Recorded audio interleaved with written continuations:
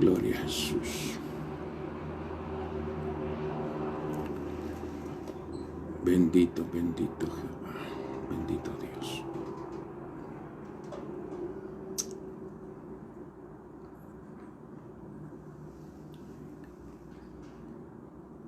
Aleluya. Gracias, Padre bueno. Dios te bendiga en esta maravillosa noche. Es una bendición poder estar en esta transmisión. Es una bendición poder saludarlos. Hasta allá de Estados Unidos enviamos un saludo muy especial, un abrazo virtual en el nombre de Jesús. El Señor les bendiga. No queremos iniciar esta transmisión sin antes darle honra y gloria a Dios. Quiero invitarte ahí donde estás, que podamos cerrar nuestros ojitos y podamos glorificar el nombre del Señor y bendecirlo y poner este tiempo en las manos de Dios. Amén. Así es que si deseas hacerlo, cierra tus ojitos ahí donde estás y vamos a rogarle a Dios que sea de bendición esta noche maravillosa y que podamos aprender todos juntos en el nombre de Jesús. Señor Dios Todopoderoso, muchas gracias. Gracias te damos, Rey de Gloria, por esta maravillosa noche. Este día jueves especial, Señor, porque tú hiciste este día maravilloso.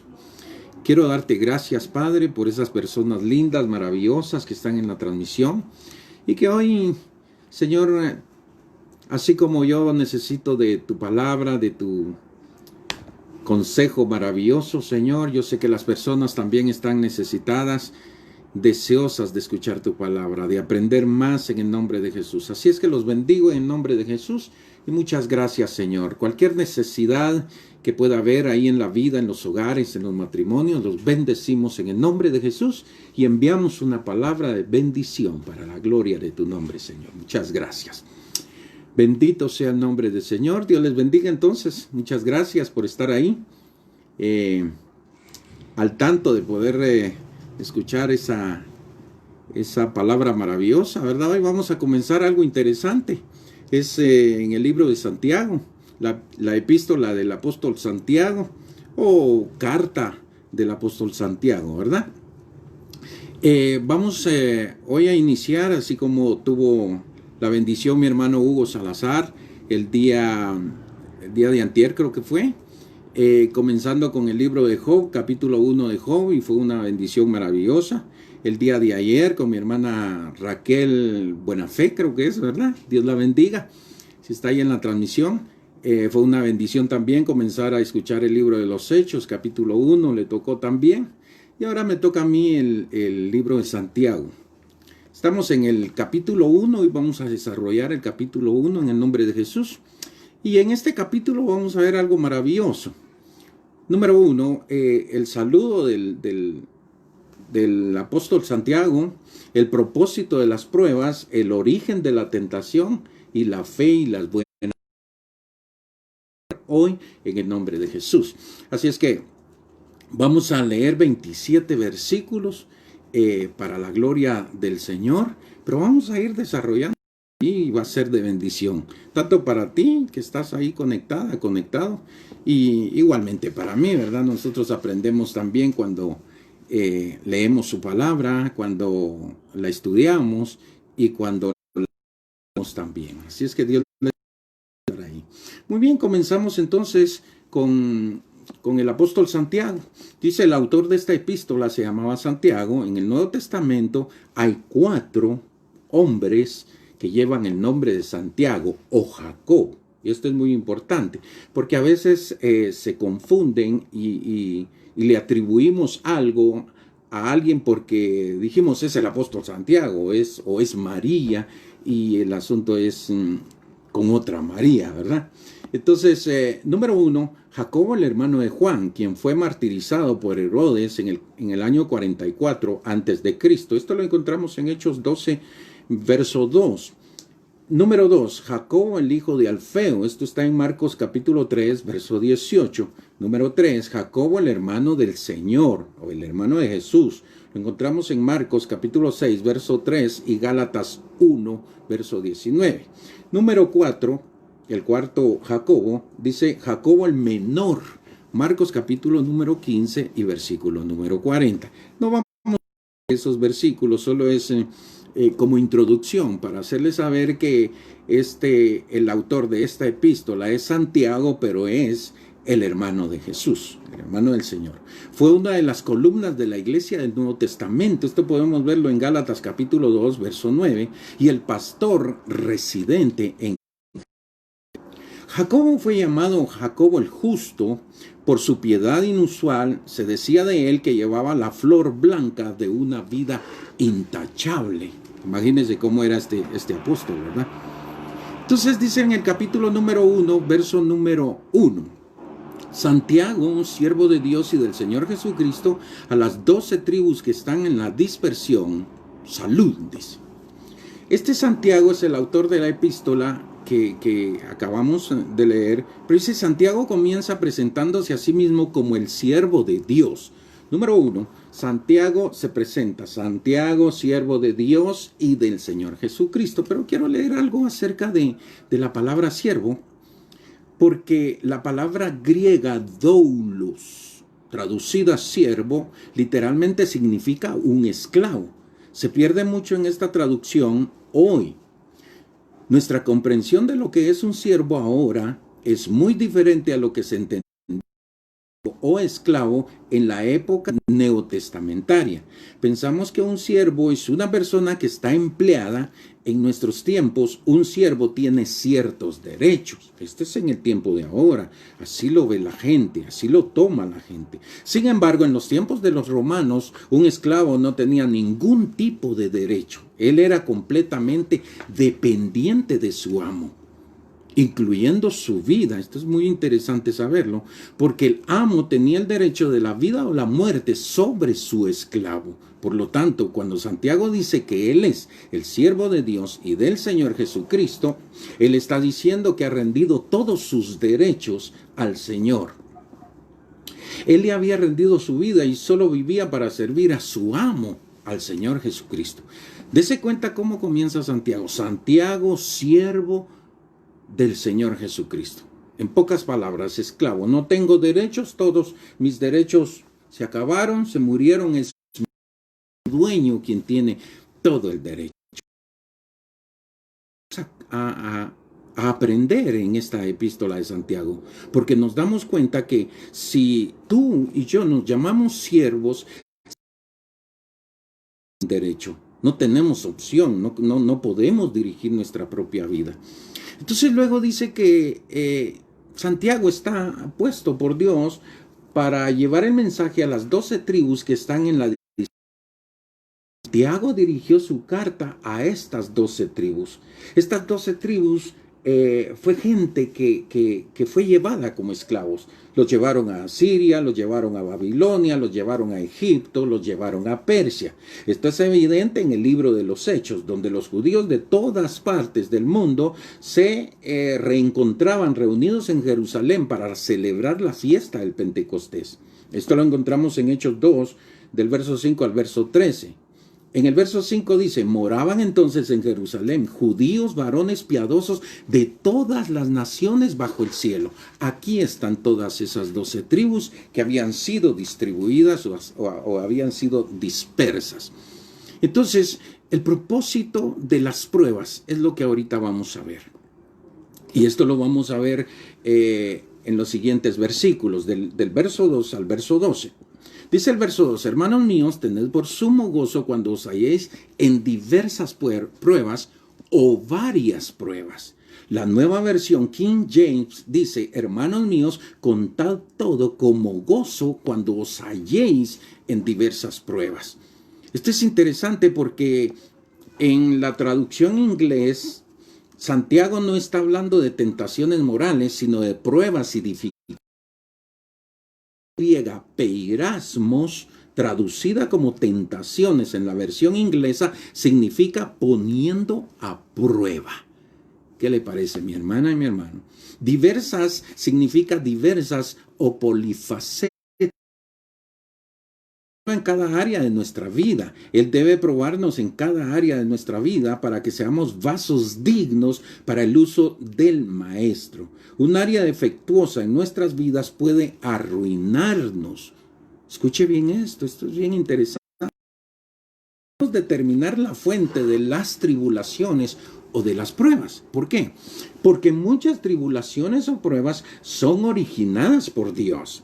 Esto es, ¿cómo le dijera? Ponerle mucha atención a ello. Porque cuando son pruebas originadas por Dios, tenemos toda esperanza, podemos esperar con confianza de que Dios mismo nos sacará de la misma. Él nos prueba para purificarnos y para hacernos más como Él. Sin embargo, recuerden que no todas las pruebas son originadas por Dios. Muchas son, escuche esto, muchas son por el hombre. A menudo, cuando podemos acarrear sobre nosotros pruebas y presiones innecesarias, muchas veces lo hacemos. Sin embargo, aún estas pruebas provocadas por el hombre ayudan para bien. Romanos 8:28 dice, porque a los que aman o amamos a Dios, dice la Biblia, todas las cosas nos ayudan para bien. Por ejemplo, hablando de la prueba, Pedro se expuso a sí mismo a una prueba innecesaria al declarar orgullosamente que él jamás dejaría al Señor. Debido a esto, él falló y casi renunció, pero por misericordia el Señor fue a traerlo y fue una bendición para Pedro. Pero Pedro había sucumbido, había menguado. Había flaqueado, en pocas palabras. Cuando enfrentamos pruebas, nos regocijaremos en el Señor y seremos vencedores, nos volveremos. Déjenme decirle, mi amada y mi amado, que muchas personas ahora mismo están amargadas. Amargadas porque lo que está sucediendo no lo entienden, no lo pueden comprender. Entonces, la prueba lo que hace es, o nos regocijamos en el Señor y seremos vencedores, o nos volveremos amargados. En Hebreos capítulo 12, versículo número 15, es bien interesante porque, escuche esto, mirad bien, dice la palabra de Dios. Hebreos 12:15. Mirad bien, no sea que alguno deje de alcanzar la gracia de Dios, que brotando alguna raíz de amargura os estorbe y por ella muchos sean contaminados. Entonces, la prueba produce una de dos cosas. O te regocijas en el Señor por lo que estás pasando, o le reclamas y te enojas con Dios. Esto es bien interesante. Un espíritu alegre protegerá nuestro corazón de la amargura. En Proverbios capítulo 17, verso 22, el corazón alegre constituye buen remedio, mas el espíritu triste seca los huesos. Se ha comprobado que el gozo es un tónico para sanar el alma y el cuerpo. Por otro lado, alguien que está saturado de melancolía, quejas y tristezas es más susceptible a convertirse en una persona físicamente enferma. Si el gozo del Señor es nuestra fortaleza, somos más que vencedores. El Señor prueba a su pueblo para purificarlo y hacerlo como Él. En Malaquías capítulo número 3, verso 3, habla del ministerio del Señor Jesucristo y dice, y se sentará para afinar y limpiar la plata, porque limpiará a los hijos de Leví, los afinará con plata y traerán a Jehová ofrenda en justicia. El Señor es un refinador de las metales menos valiosos y seamos así totalmente puros. ¿Qué le parece, mi amada? Vamos a ir al verso número 3 y número 4 de Santiago capítulo 1. Sabiendo que la prueba de vuestra fe produce paciencia, mas tenga la paciencia su obra completa para que seáis perfectos y cabales sin que os falte cosa.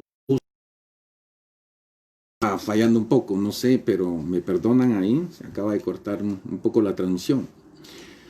La prueba de nuestra fe desarrolla paciencia en nosotros. En el libro de Romanos, capítulo 5, verso 3, Pablo dice, y no solo esto, sino que también nos gloriamos en las tribulaciones, sabiendo que la tribulación produce paciencia. ¿Qué significa esto? ¿Qué nos estará diciendo el Señor en este libro o en esta epístola de Santiago?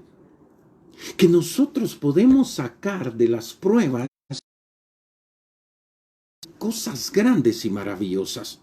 En esta ocasión, dice la Biblia en Romanos 5:3, y no solo esto, sino que también nos gloriamos en las tribulaciones.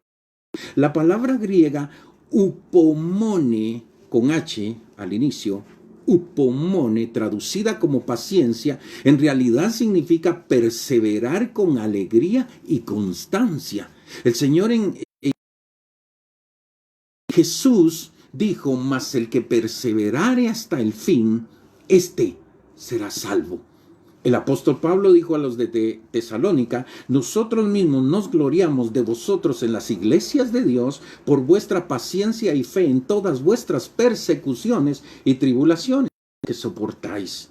Está en 2 de Tesalonicenses 1:4. Y él dijo a Timoteo también, Pablo dijo a Timoteo, su hijo espiritual, tú pues, sufre como buen soldado de Jesucristo, 2 de Timoteo 2:3. Como cristianos somos llamados a soportar muchas penalidades como soldados del ejército del Señor. ¿Quién te dijo que era fácil? ¿Quién te dijo que el evangelio es color de rosa? Te mintieron si te lo dijeron. Es solamente de valientes. Es de gente que está el Señor. Si alguno de vosotros, dice el verso número 5, si alguno de vosotros tiene falta de sabiduría, pídala a Dios, el cual da a todos abundantemente y sin reproche, y le será dada. ¿A quién da Dios sabiduría? En Daniel capítulo número 2, verso 21 nos dice que Él da sabiduría a los sabios. En otras palabras, el Señor da sabiduría a aquellos que tienen aprecio por están inclinados hacia la sabiduría. Aquí en Santiago 1:5 se nos da otra clave para recibir sabiduría. Debemos pedirla. Si deseamos sabiduría, debemos pedirla. Es así de sencillo el clamor y la oración pidiendo sabiduría. Se acerca a Dios en oración. Dame un carro. Dame tal cosa, yo necesito esto, necesito lo otro, pero nos acercamos a Dios para pedirle sabiduría, para pedirle entendimiento, para ser más sabios.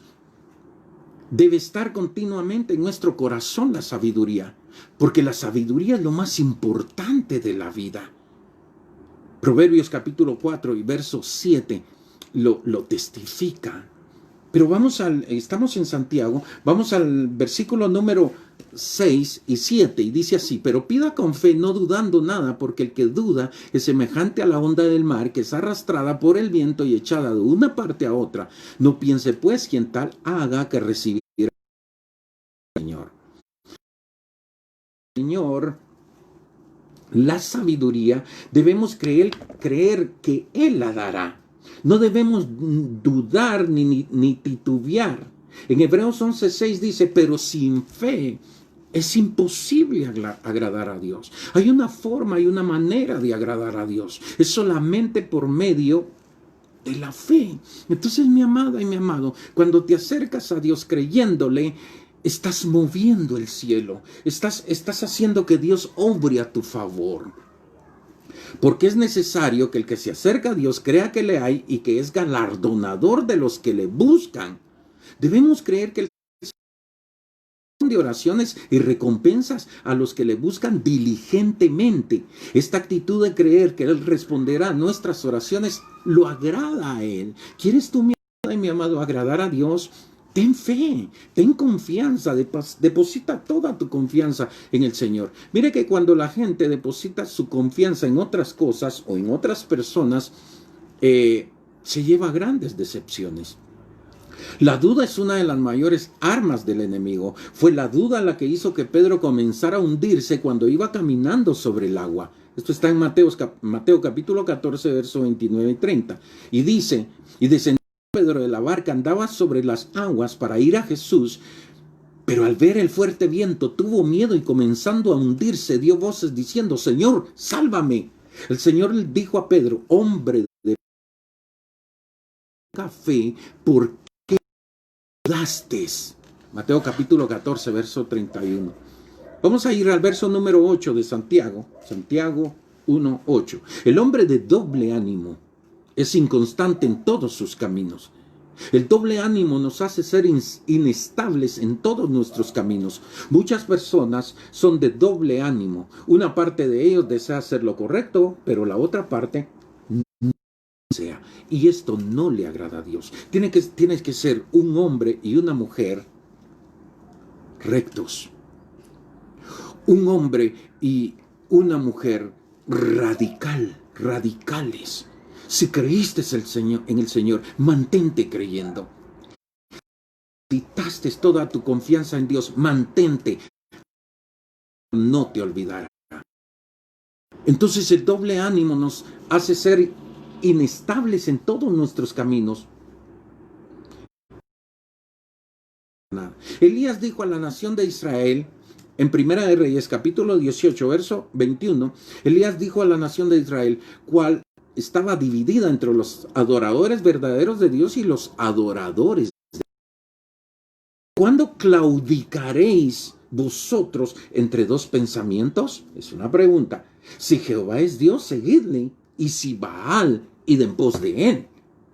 La Biblia en las Américas dice: ¿hasta cuándo vacilaréis entre dos opiniones? Tiene que ser una nada más. Hombre de un solo pensar, un hombre de un solo obrar. Ir al verso número 9 de Santiago, y del verso 9 al verso 11, el hermano que es de humilde condición, gloríese en su exaltación, pero el que es rico en su humillación, porque él pasará como la flor de la hierba, porque cuando sale el sol con calor abrasador, la hierba se seca, su flor se cae y perece, su hermosa paciencia, así también se marchitará el rico en sus empresas. ¿Qué está pasando, mi amada y mi amado? ¿Qué está pasando en el mundo? ¿Qué está pasando con los ricos de este mundo? Aquellos que pusieron su corazón en todas las riquezas o en todas sus empresas. ¿Qué está pasando? Dios está dándonos una lección y nos está indicando el camino de la verdad, el camino de la felicidad, el camino de la sobreabundancia, el camino de la sobrenaturalidad de Dios. En Colosenses capítulo 3, verso 11, Pablo dice que en el reino de Dios no hay griego ni judío, circunciso ni incircuncisión, bárbaro ni escita, siervo ni libre, sino que Cristo es en todo y en todos. En Cristo no es nuestra clase social o raza lo que importa, sino cuánto de la naturaleza de Cristo ha sido forjada en nuestro corazón. Cristo en nosotros es la esperanza de la gloria. El versículo número 11 es más claro, porque salido el sol con ardor, la hierba se seca y su flor se cayó y pereció su hermosa apariencia. Siguiendo en el versículo 12, dice de Santiago, el versículo 12 continúa diciendo que cuando hemos sido probados y hemos pasado la prueba, recibiremos la corona de la vida. Esta es una corona que el Señor dará a aquellos que lo aman y soportan. Pablo dice en Romanos 5:17, mucho más reinarán en vida por uno solo, Jesucristo, los que reciben la abundancia de la gracia y el don de la justicia. Qué interesante esto. Comenzamos a ver algo, el origen de la tentación. Todo esto que estamos leyendo está en el libro de Santiago, en la carta del apóstol Santiago. Y esto es interesante porque vamos a ver ahorita un punto muy especial, y es el origen de la tentación. Y quiero ir al capítulo 1, verso número 13 al verso número 18. Pero dice, el origen de la tentación es nuestra propia lujuria. Quiero leer el verso 13 al 14, perdón. Cuando alguno es tentado, aquí comenzamos en el verso 13, el origen de la tentación. Cuando alguno es tentado, no diga que es tentado de parte de Dios. Porque tentado esto. Cuando hay gente que dice, es que Dios me puso la tentación, es que Dios permitió que esto pasara. Momento, dice, porque Dios no puede ser tentado por el mal, ni Él tienta a nadie, sino que cada uno es tentado cuando de su propia concupiscencia es atraído y seducido. Dios nos examina y prueba, pero Él no nos. La palabra griega usada aquí para tentación significa tentado para hacer lo malo. Esto no viene de Dios, sino de los deseos lujuriosos y malignos del hombre. Están dentro de nosotros mismos a veces.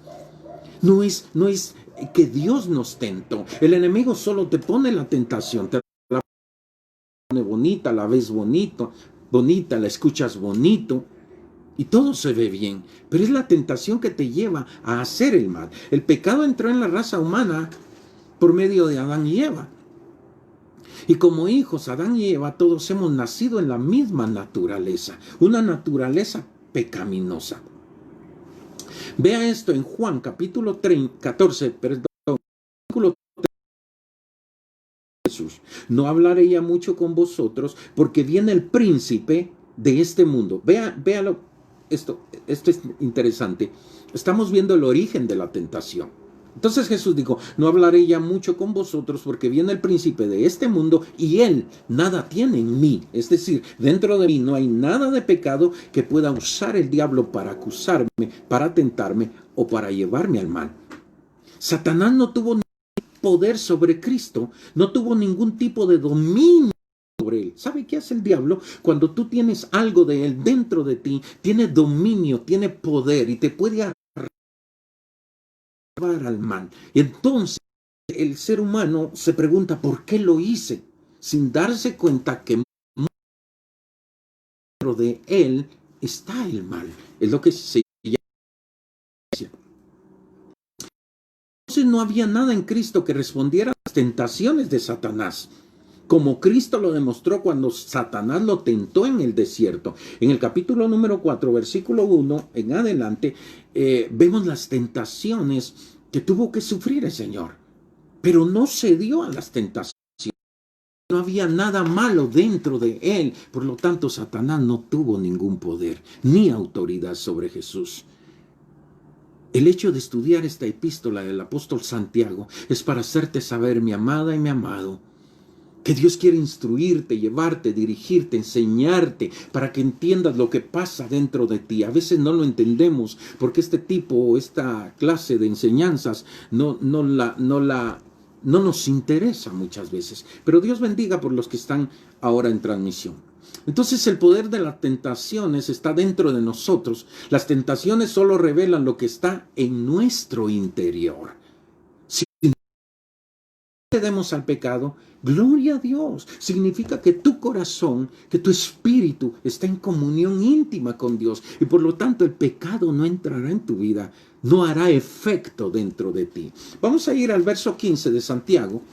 Dice, entonces la concupiscencia, después que ha concebido, da a luz el pecado, y el pecado siendo consumado, es la muerte. Estamos en el tema de la tentación o las tentaciones. La versión Las Américas dice, después, cuando la pasión ha concebido, da a luz el pecado, y cuando el pecado es consumado, engendra la muerte. En el versículo 15 podemos ver la progresión del pecado. Primero, el pecado es concebido a través de la lujuria. La concepción es el primer paso. Luego la lujuria da a luz el pecado. Cuando el pecado su madurez y se ha desarrollado en su totalidad, completando así el tercer paso. Este trae la muerte. Dios le dijo a Adán y a Eva que si comían del árbol del conocimiento del bien y del mal, ellos ciertamente morirían. Génesis capítulo 2, verso 17. Murieron. Físicamente vimos que no murieron, pero espiritualmente murieron porque Dios se apartó de ellos. Cuando tú mueres espiritualmente, cuando tú dejas que el pecado entre a tu vida, Dios se aparta de ti. Ya no tienes protección. ¿Por qué? Porque dejaste entrar el mal dentro de ti. Ahora el enemigo te gobierna. Ahora él dirige tus pensamientos. Ahora él obra a través de tus ojos, de cada parte de tus sentidos. El pecado siempre trae muerte espiritual, pero algunas veces también puede traer muerte física. Mi amada y mi amado, esta enseñanza del apóstol Santiago es maravillosa porque nos enseña, estamos viendo 3 temas ahorita, pero estamos en el primero.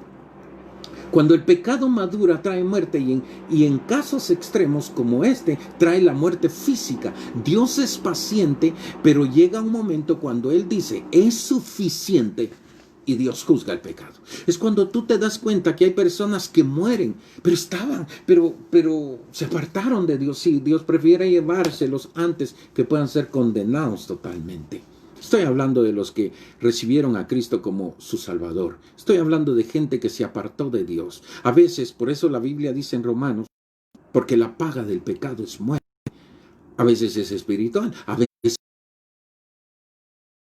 Y de hecho la muerte, el espíritu de muerte, cuando morimos, cuando partimos de esta tierra, es la consecuencia del pecado original de nuestros padres. Quiero leer el verso 16 y 17 de Santiago. Amados, hermanos míos, no erréis. Toda buena dádiva y todo don perfecto descienden de lo alto, del Padre de las luces, en el cual no hay mudanza ni sombra de variación. Toda cosa buena que recibimos viene del Señor. En el Salmo 34, verso 10 dice, los leoncillos necesitan y tienen hambre, pero los que buscan a Jehová no tendrán falta. Un bien. ¡Qué tremendo!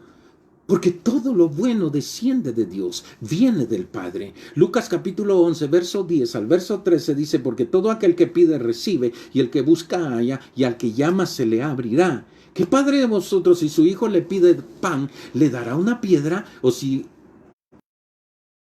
de pescado le dará una serpiente?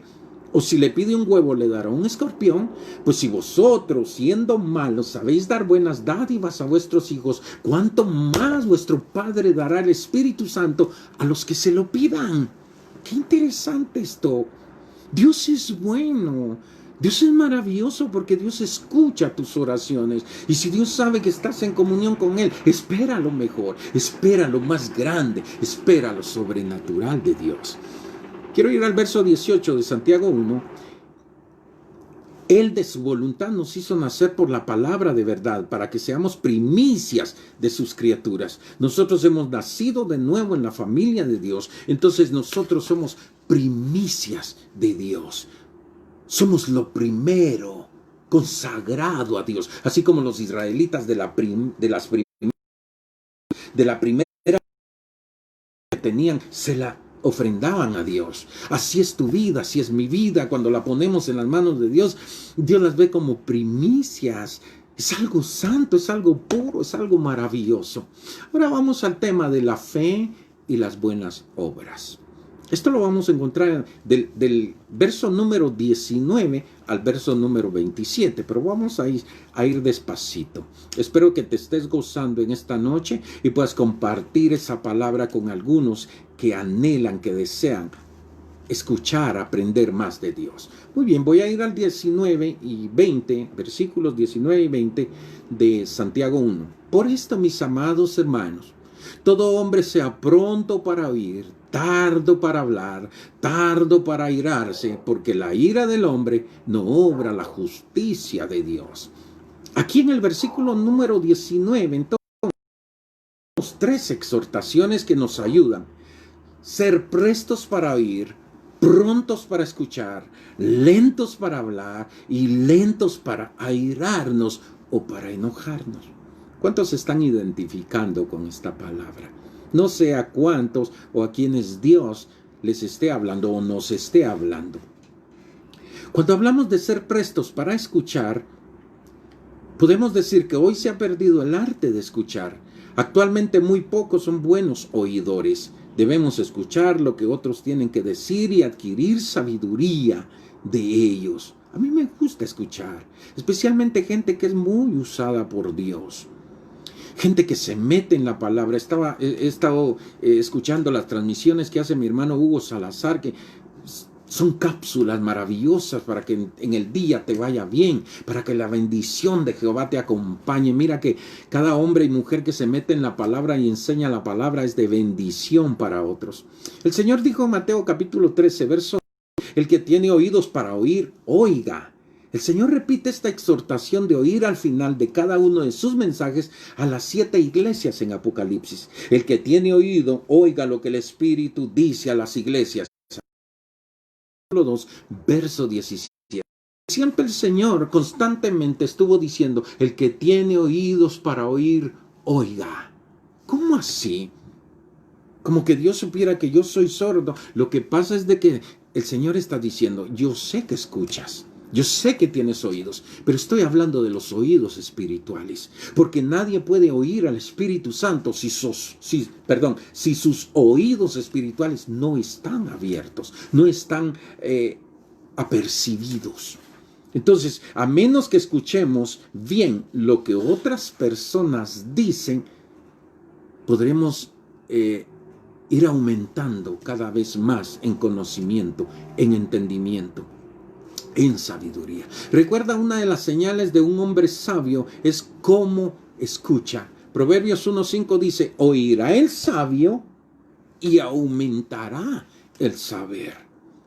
Qué importante es cuando encuentras una predicación que te impresiona, que te llama la atención escucharla y te quedas escuchando esa palabra, o te pones a leer la Biblia y empiezas a meditar, empiezas a escuchar hombres de la tercera edad, te sientas con ellos, siempre tienen algo poderoso para darnos, siempre tienen experiencias que bendecirán tu vida y bendecirán la mía.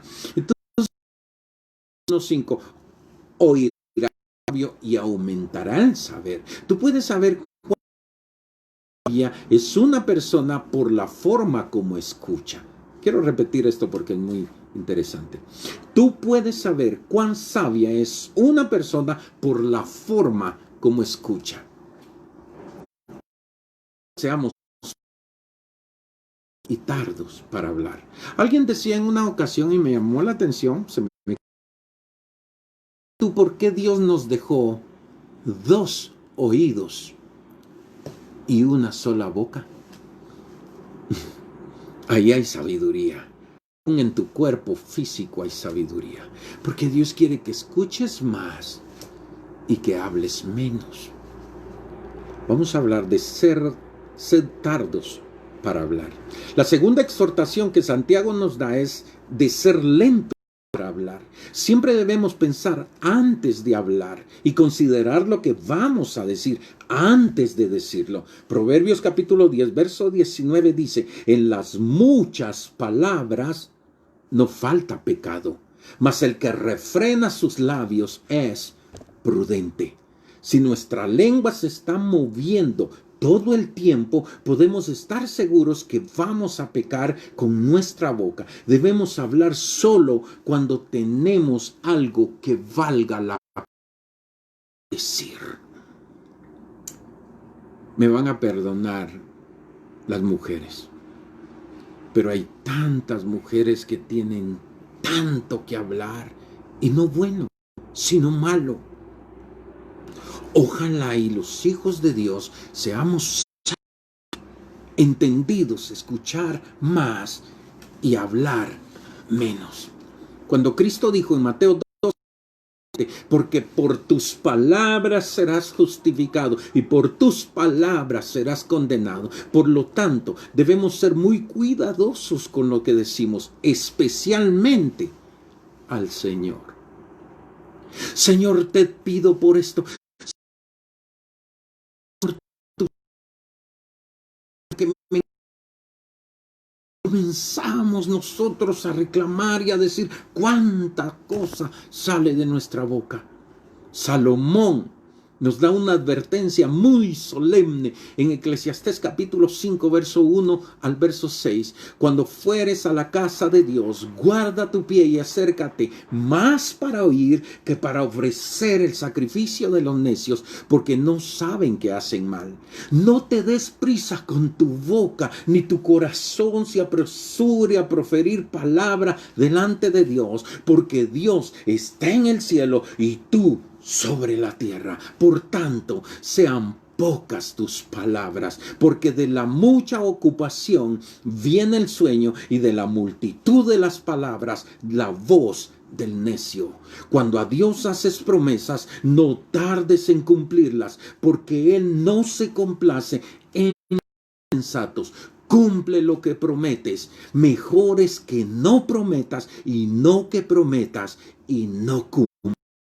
No dejes que tu boca te haga pecar, ni digas delante del ángel que fue ignorancia, porque ¿por qué harás que Dios se enoje a causa de tu voz y que destruya la obra de tus manos? Debes ser tardo para airarte. Debemos ser tardos para airarnos. Mi amado, cuando estés enojada, enojado, no hables, cierra tu boca. Aún el necio, cuando calla, es contado como sabio. En el Salmo 103, verso 8 dice: misericordioso y clemente es Jehová, lento para la ira y grande en misericordia. Proverbios 14, 29 dice: el que tarda en airarse es grande de entendimiento, mas el que es impaciente de espíritu enaltece la necedad. Controlar nuestro temperamento y no enojarnos rápidamente. La ira del hombre no obra la justicia de Dios. Debemos permitir que Dios pelee por nosotros y no buscar nuestra propia venganza. Es que me dañó, es que me voy a vengar, es que voy a... Tranquila. Estáos quietos, yo pelearé por vosotros, dice Jehová. Vamos a ir al verso 21 del capítulo 1 de Santiago. Por lo cual, desechando toda malicia, recibid con mansedumbre la palabra. ¡Wow! Mi amada y mi amado, cuando escuchas esta palabra con un corazón, la metes, la introduces en tu ser, te puedo asegurar que estás agradando el corazón de Dios. Y esta palabra mañana, pasado mañana, hará que seas una mujer, un hombre sabio para la gloria de su nombre. Quiero ir al verso 22 de Santiago 1. Pero sed hacedores de la palabra, y no tan solamente oidores.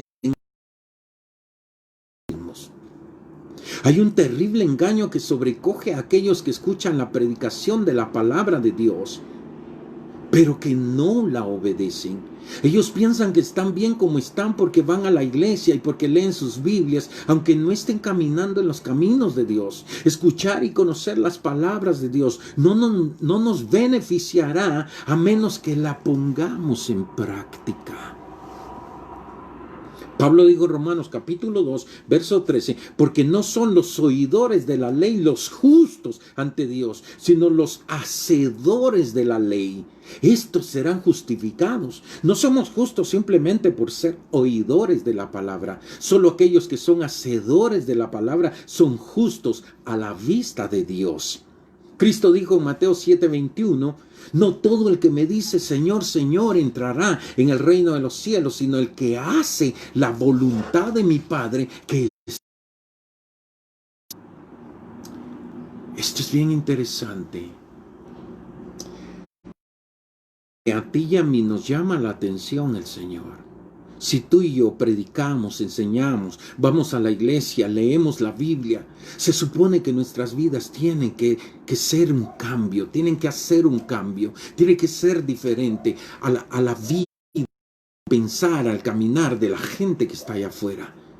Aunque se burlen de ti, aunque se burlen de mí, no importa, estás agradando el corazón de Dios.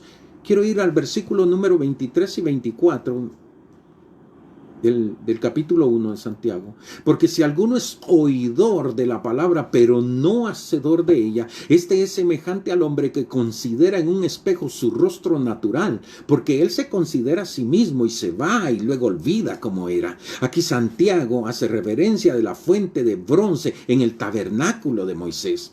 Ahí en el tabernáculo de Moisés, en Éxodo 30, 17 al 21 lo puedes leer, en el capítulo 38, verso 7. Leemos en Éxodo 38, relacionado con el lavatorio. También se hizo la fuente de bronce. Ahí en esa fuente de bronce habían espejos, y antes de entrar al lugar santo, antes de irte más adentro del templo o del tabernáculo, había una fuente que tenía espejos, y lavaban el rostro y se miraban en los espejos. La fuente, la cual estaba localizada en el atrio entre el altar del sacrificio quemados y el lugar santo, fue hecha de los espejos de bronce de las mujeres judías. El propósito de esta fuente era para el lavado y limpieza de los sacerdotes. Tú y yo fuimos llamados a ser sacerdotes de nuestra casa. La fuente espiritual habla de ser lavados por el agua de la palabra de Dios. Pablo dice en Efesios 5:26, para santificarla. Está hablando de su iglesia, habiéndola purificado en el lavamiento del agua por la palabra. Cuando los israelitas se acercaban a la fuente del agua, ellos veían su reflejo en esta, revelando su necesidad de ser limpiados. Cuando nos vemos en el espejo de la palabra de Dios, es como un espejo, nos revela nuestras necesidades y nos muestra lo que realmente somos. ¿Qué está diciendo Dios? ¿Qué nos ha estado enseñando el Señor en esta epístola, en esta carta del apóstol Santiago?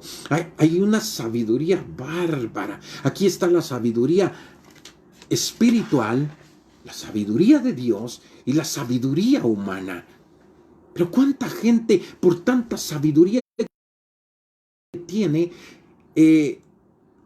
no depende de Dios, depende de lo que tiene, depende de lo que sabe. Y luego dice, yo no necesito ir a la iglesia, yo no necesito leer la palabra, sin darse cuenta que esta es la verdadera sabiduría. La sabiduría que desciende de lo alto. Y dice la Biblia que si alguno quiere pedirla, Dios la dará abundantemente, y sin reproche. Verso 25. Mas el que mira atentamente en la perfecta ley, la de la libertad, era en ella, no siendo oidor olvidadizo, sino hacedor de la obra, este será bienaventurado en lo que hace. Aquellos que conocen los caminos de Dios y continúan caminando en ellos sin desviarse, serán bendecidos. ¿Qué te parece? Ahora entiendes por qué perseveramos. Ahora entiendes por qué no nos salimos. Ahora entiendes por qué estamos firmes en la roca inconmovible que se llama Jesucristo. La vida toda y todo lo que tenemos y todo lo que somos gira alrededor de la persona de Cristo. Porque ahí salimos de allí, no tenemos nada. No tenemos lo sobrenatural, lo poderoso de Dios. Quiero ir al verso 26. Si alguno se cree religioso entre vosotros y no refrena su ley, engaña su corazón, la religión del tal es vana. La palabra religioso es una palabra en latín que significa atar aquello que una vez estuvo desligado. La verdadera religión está uniendo otra vez a Dios con el hombre después de su separación por causa del pecado. Mira todo lo que nos enseña la carta del apóstol Santiago. Es una carta maravillosa, son 5 capítulos, pero son poderosos.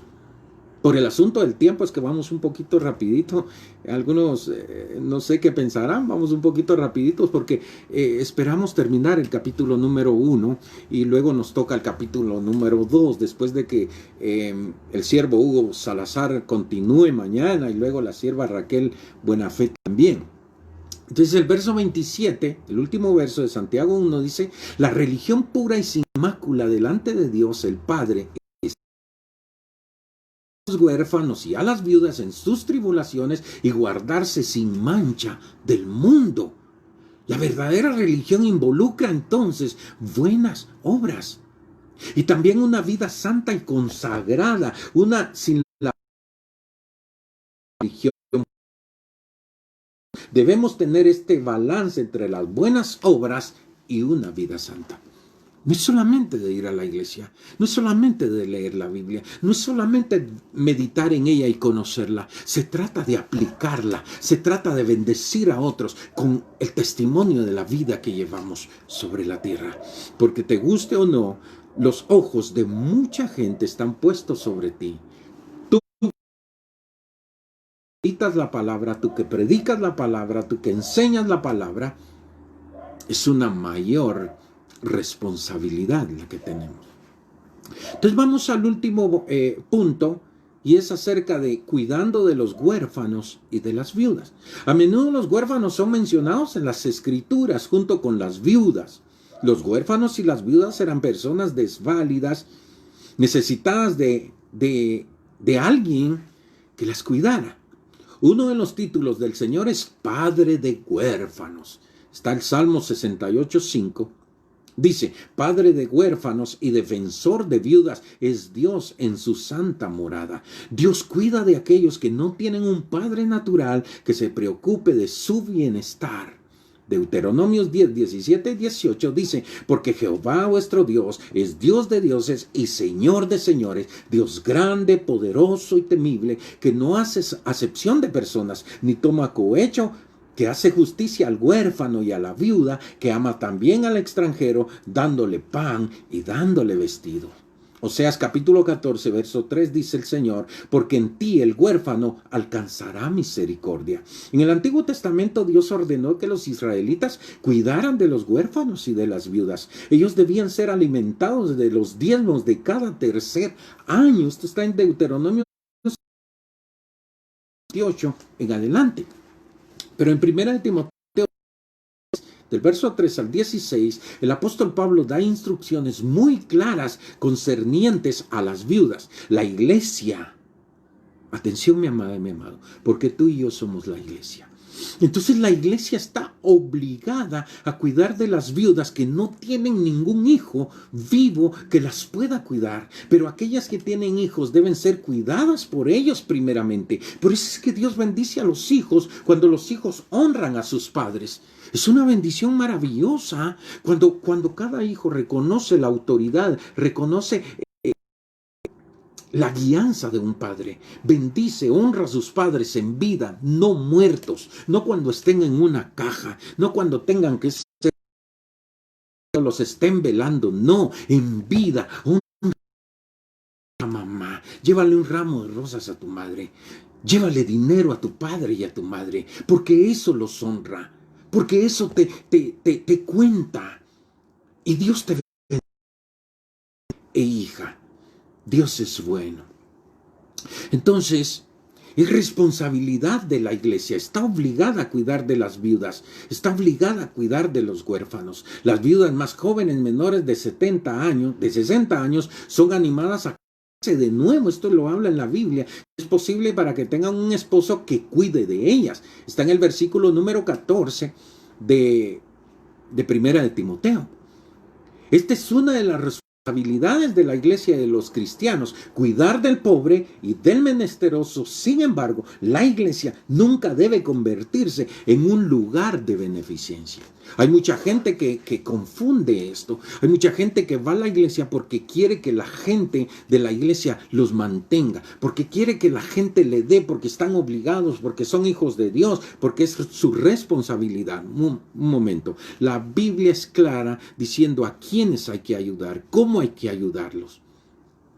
Entonces, una vida santa y pura en la que Dios espera de cada uno de nosotros. Para tener la aprobación de Dios en nuestra vida y caminar en tal religión verdadera, debemos guardarnos puros y sin mancha del mundo. La mejor definición bíblica para la santidad es ser separados del mundo, de la carne y del diablo y estar unidos a Dios, el único santo. No debemos permitir que el mundo nos corrompa. En Judas capítulo verso 23 dice que aborrezcamos la ropa contaminada o manchada por la carne.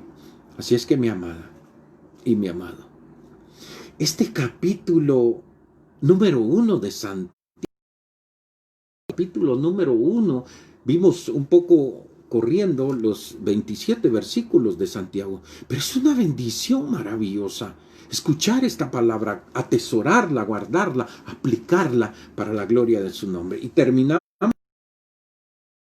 El profeta Zacarías recibió una visión de Josué, el sumo sacerdote. Esto está en Zacarías capítulo 3, verso 4, y dice, y habló el ángel, el Señor, y mandó a los que estaban delante de él, diciendo, quitadle esas vestiduras viles. Está hablando de Josué, y a él le dijo, mira, que he quitado tu pecado y te he hecho vestir ropas de gala. Las vestiduras sin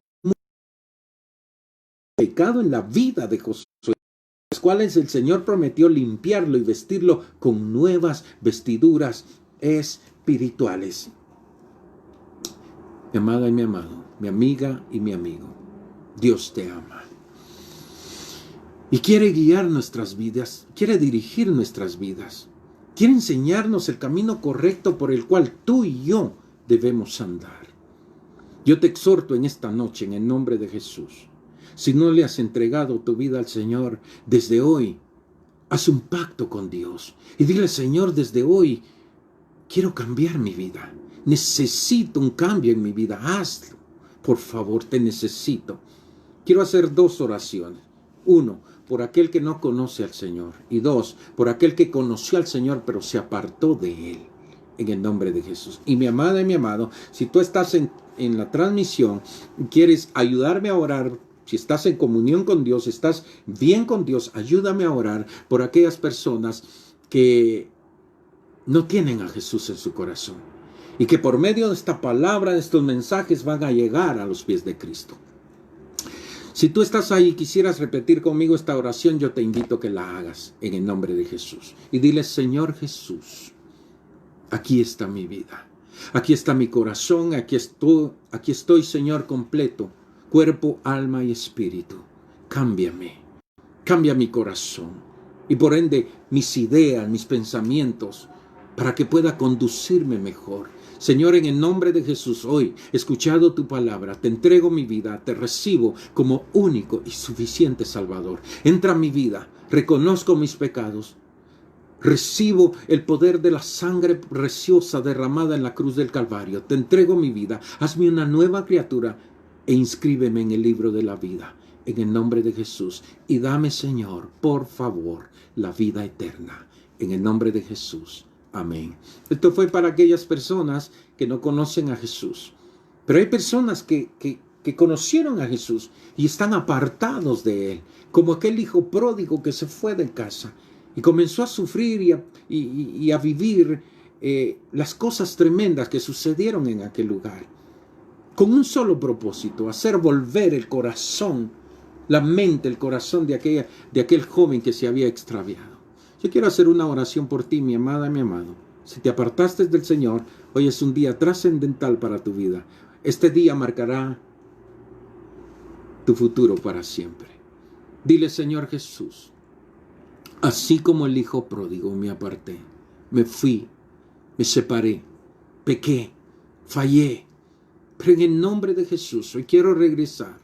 Aquí estoy, Señor, aquí está mi vida, aquí está mi corazón. Perdóname, perdona mis pecados. Límpiame, lávame con tu sangre. Regreso a casa, Señor, porque en casa hay abundancia de pan. Señor, no quiero volver más como mendigo, a ser como mendigo. Señor, yo no nací para estar en la calle. Yo no nací para estar en pobreza. Yo no nací para ser, Señor, un hombre despreciado de la sociedad. Padre, en el nombre de Jesús, aquí estoy. Con todo mi corazón, en el nombre de Jesús. Amén y amén. Dios te bendiga, mi amada y mi amado. Saludos a todos. Noemí Morente, a Ronald Morente, Amsi, Hugo Salazar, a cada uno de los que se conectaron hoy en el nombre de Jesús. Dios me los bendiga. Estamos en el libro de Santiago, la epístola del apóstol Santiago. Después nos toca el capítulo número 2. Esto está interesante. No sé si a ti te interesa. A mí me interesa mucho más. Pero Dios te bendiga. Oremos por los siervos y las siervas que están impartiendo estas enseñanzas. Y gracias, hermano Hugo Salazar, a la familia Salazar. Dios les bendiga. ¡Qué bendición! En el nombre de Jesús. Nos vemos en la próxima. Dios te bendiga. Amén.